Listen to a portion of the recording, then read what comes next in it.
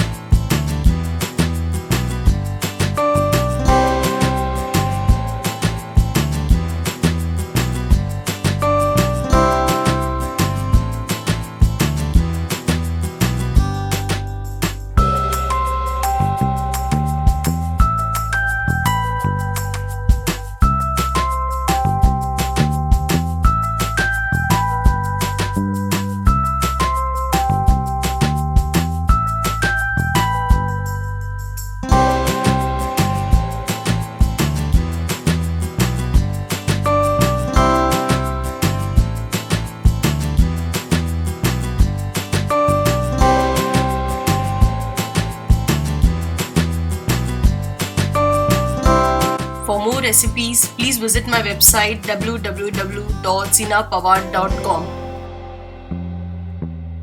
So, thank you friends. I wish you try this recipe and reply how was it. If you like this recipe, then please like my video. Also, please subscribe my channel to support me and in order to get regular notifications. Friends, please share my video to all your near and dear ones and do request them to subscribe my channel. To subscribe, please don't forget to press subscribe button which is just below my video. Bye friends, see you next video.